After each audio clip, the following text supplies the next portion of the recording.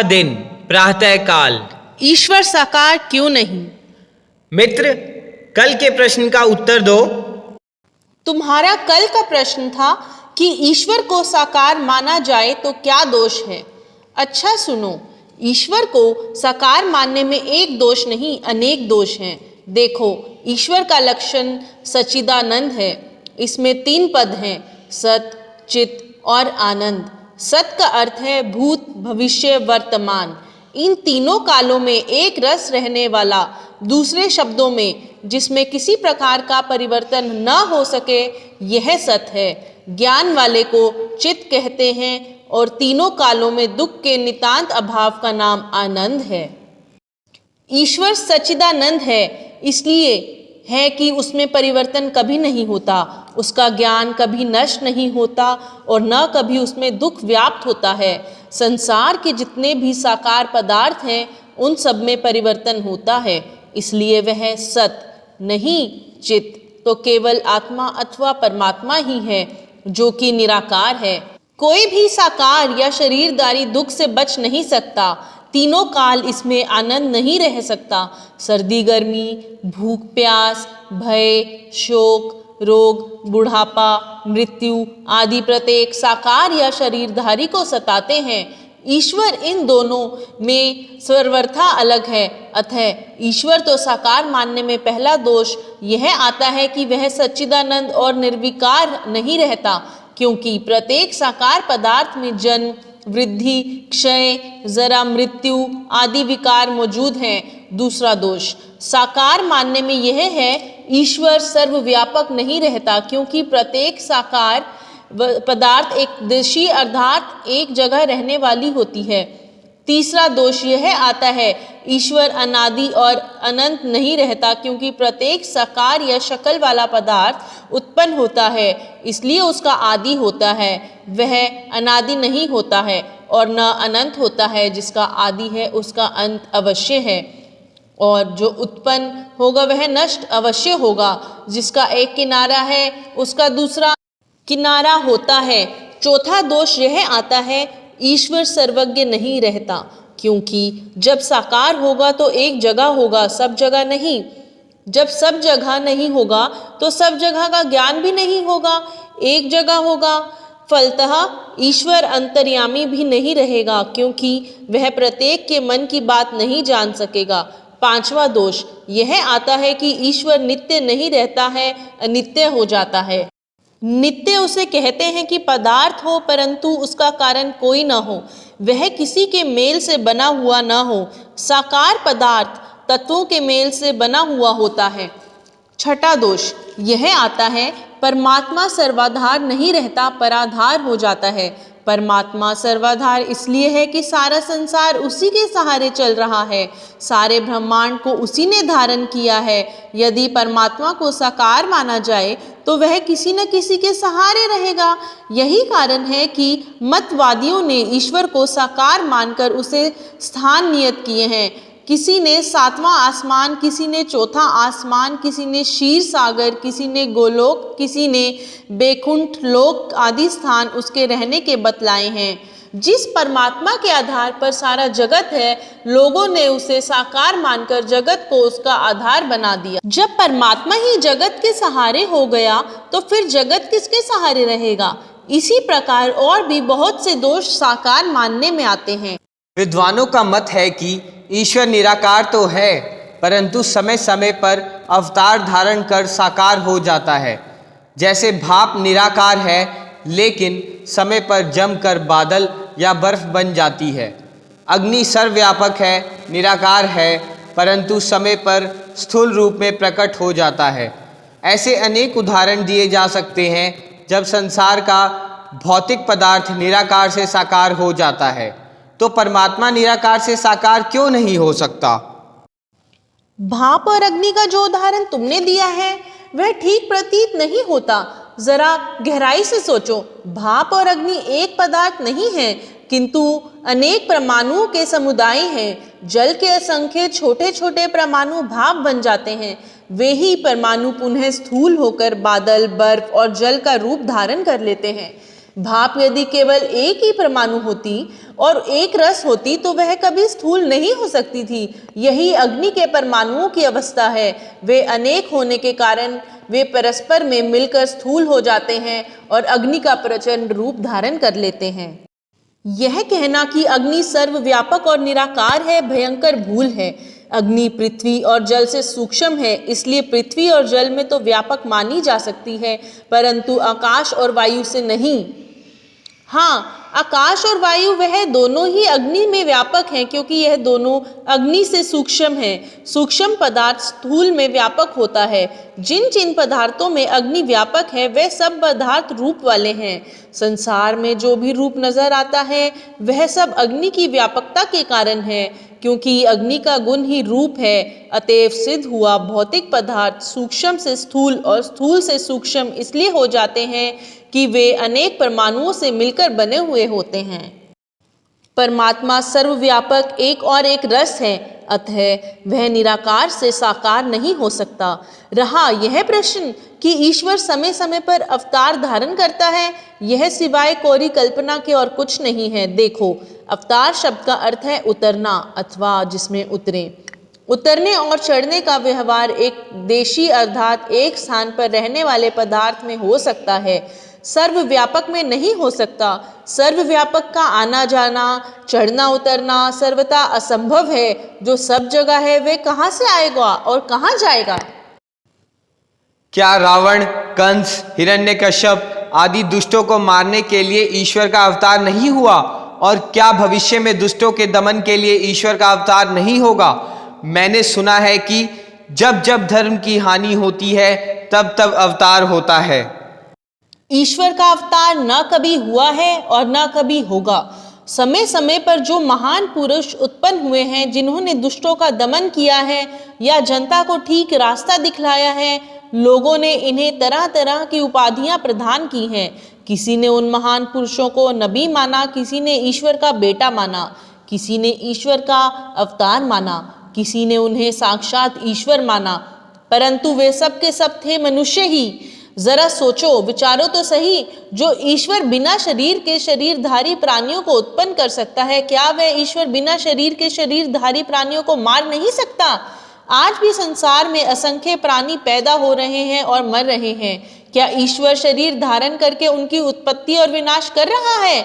ईश्वर के एक ही भूकंप से लाखों प्राणी मर जाते हैं। एक ही तूफान में नगर के नगर विध्वंस हो जाते हैं। एक ही प्लेग, महामारी, हैजा आदि रोग में लाखों मनुष्यों का संहार हो जाता है। भला यह क्या बात हुई कि तुच्छ प्राणियों को मारने के लिए ईश्वर अवतार लेगा? और उसके सामने रावण, कंस आदि क्या ही चीज हैं? जो परमात्मा सृष्टि की उत्पत्ति, प्रलय और स्थिति बिना शरीर के करता है, उसके लिए यह कहना कि दुष्टों को मारने के लिए अवतार लेता है सर्वथा हंसी और उसके घोर अपमान की बात है। जब जब धर्म की हानि होती है तब तब ईश्वर का अवतार होता है, यह कहना ही भूल से खाली नहीं। इसमें स्नेह नद नहीं कि अवतार के मानने वाले प्राय ही इसी बात को ज़्यादा कह करते हैं, लेकिन यह बात उन्हीं के सिद्धांत से खंडित हो जाती है। देखो, अवतारधारी मुख्य 10 अवतार मानते हैं और 4 युग मानते हैं, सतयुग, त्रेता युग, द्वापर युग और कलयुग। सतयुग में चारों चरण धर्म के मानते हैं, त्रेता में 3 चरण धर्म के और 1 चरण पाप का मानते हैं, द्वापर में 2 चरण धर्म के और 2 चरण अधर्म के अर्थात आधा पुण्य और आधा पाप मानते हैं। कलयुग में 3 चरण पाप के और 1 चरण पुण्य का मानते हैं। अब जरा अवतारों के क्रम पर विचार करो। सतयुग में 4 अवतार मानते हैं, त्रेता में 3 और द्वापर में 2 मानते हैं, कलयुग में 1 अवतार होना मानते हैं, जो निष्कलंक भगवान के रूप से अंत में प्रकट होगा। अब सोचने की बात यह है कि जब सतयुग में चारों चरण धर्म के हैं, अधर्म है ही नहीं, तो 4 अवतार किस प्रयोजन के लिए? त्रेता युग में जब धर्म के 3 चरण रहे तो 1 अवतार कम क्यों हो गया? 3 ही अवतार क्यों रहे? द्वापर में जब आधा पुण्य और आधा पाप रहा तो अवतार 2 ही क्यों रह गए? और कलयुग में जब 1 ही चरण धर्म का रहा, 3 चरण अधर्म के हो गए, तो अवतार 1 ही क्यों रहा? और वह भी कलयुग के अंत में जाकर क्यों होगा? होना तो यह चाहिए था, अधर्म की वृद्धि के साथ साथ अवतारों की संख्या भी बढ़ती जाती, परंतु हुआ यह कि ज्यों ज्यों अधर्म की संख्या में बढ़ता गया त्यों त्यों अवतार कम होता गया। अब बताओ, धर्म की हानि के साथ साथ अवतारों का संबंध क्या रह गया? उन्होंने बड़े बड़े चमत्कार दिखाए जो मनुष्य नहीं दिखा सकता, जैसे गोवर्धन पहाड़ को उंगली पर उठाना आदि आदि। इससे मानना पड़ता है कि वे लोग ईश्वर के अवतार थे। प्रथम तो यह बात गलत है कि किसी ने उंगली पर पहाड़ उठाया। यदि दुर्जनतोष न्याय से इसे सही भी मान ले तो इसमें ईश्वर या ईश्वर के अवतार की कोई महत्ता प्रकट नहीं होती। तुम कहोगे क्यों? इसलिए कि जो ईश्वर सूर्य, नक्षत्र आदि ग्रहों और उपग्रहों को अपनी शक्ति से धारण किए हुए है, उसके सामने गोवर्धन आदि पहाड़ राई के तुल्य भी तो नहीं है। जिस पृथ्वी पर हम तुम रहते हैं उस पर लाखों छोटे बड़े पहाड़, उस पृथ्वी की को ही परमात्मा ने धारण किया हुआ है, तो गोवर्धन पहाड़ बेचारा है किस गिनती में? यदि ईश्वर या ईश्वर का अवतार होकर किसी ने गोवर्धन पहाड़ उठा भी लिया तो इसमें कौन सी बहादुरी की बात हो गई? यदि एमए के किसी विद्यार्थी ने दूसरी या तीसरी श्रेणी का कोई सवाल हल कर दिया तो क्या उसने कोई तीर मार दिया? हाँ, दूसरी श्रेणी का बालक होकर यदि एमए का सवाल कर देता है तो वास्तव में उसकी प्रशंसा की बात है।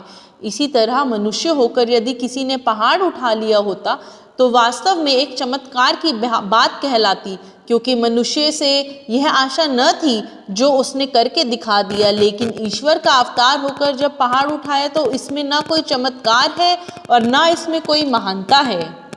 यदि तुम्हारे विचार से ईश्वर का अवतार नहीं होता तो वह सर्वशक्तिमान कैसे माना जाएगा? जब ईश्वर होकर अवतार भी नहीं ले सकता तो सर्वशक्तिमान पना कहाँ रह गया? सर्वशक्तिमान तो वही है जो सब कुछ कर सकता हो। मित्र, तुमने विचार नहीं किया। ईश्वर अवतार लेने से सर्वशक्तिमान रहता ही नहीं, अल्पशक्तिमान हो जाता है। यदि कहो कैसे? सुनो, जो परमात्मा शरीर धारण करने से पहले बिना हाथों के कार्य कर रहा था, अब वह हाथों से कार्य करेगा। पहले बिना नेत्रों के देख रहा था, अब नेत्रों से देखेगा। पहले बिना कानों के सुन रहा था, अब वह कानों से सुनेगा। तात्पर्य यह है, अवतार लेने के पूर्व अपने सारे कार्य बिना शरीर के कर रहा था, अब शरीर पर निर्भर बन के काम करेगा।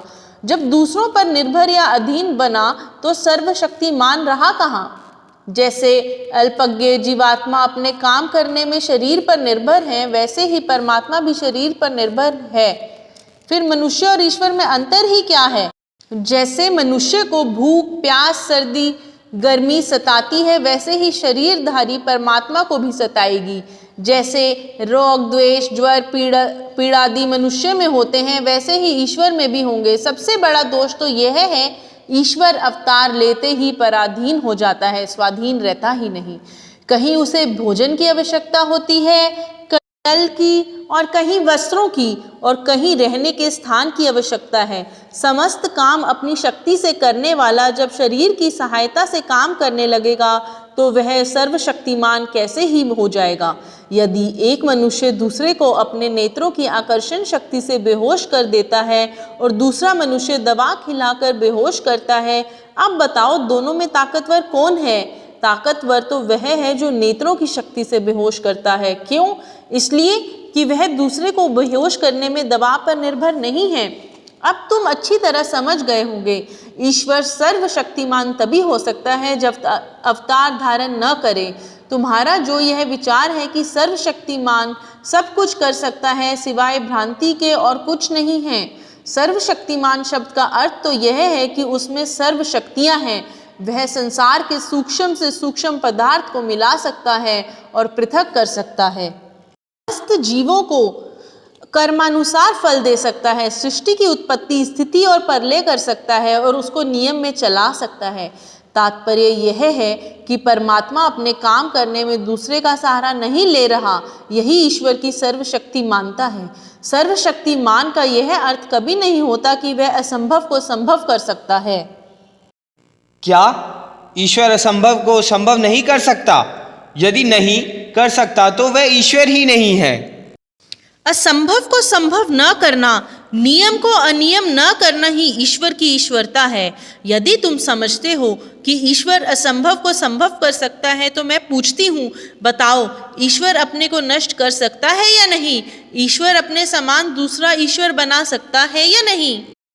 ईश्वर अपने को चाहे नष्ट ना करे, पर अपने समान दूसरा ईश्वर अवश्य बना सकता है, जबकि वह सर्वशक्तिमान है।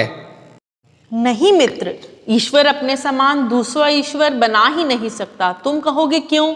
अच्छा सुनो, कल्पना करो आज ईश्वर ने दूसरा ईश्वर बना लिया है। अब विचारना यह है कि क्या बना हुआ ईश्वर ईश्वर के समान हो गया? कदापि नहीं। तुम कहोगे क्यों नहीं हुआ? इसलिए नहीं हुआ कि एक ईश्वर तो पुराना रहा, दूसरा नया रहा, एक अनादि रहा, दूसरा आदि रहा। दूसरे शब्दों में एक नया बना हुआ रहा, दूसरा बिना बना हुआ रहा। एक में आयु का संबंध नहीं क्योंकि वह नित्य है, दूसरे की आयु आज से आरंभ हुई क्योंकि वह बनाया गया है। ईश्वर के व्यापक रहा, बना हुआ ईश्वर व्याप्य नहीं रहा क्योंकि दोनों व्यापक यूं हो ही है, नहीं हो सकते। यदि कहो आधे आधे व्यापक हो गए तो दोनों सर्वव्यापक न रहे। जब सर्वव्यापक न रहे तो दोनों ही ईश्वर न रहे। अतः सर्वशक्तिमान का यह अर्थ ही नहीं है कि ईश्वर सब कुछ कर सकता है। ईश्वर वही कर सकता है जो ईश्वर को करना चाहिए। यदि ईश्वर का अवतार मान ले तो इसमें हानि क्या होती है?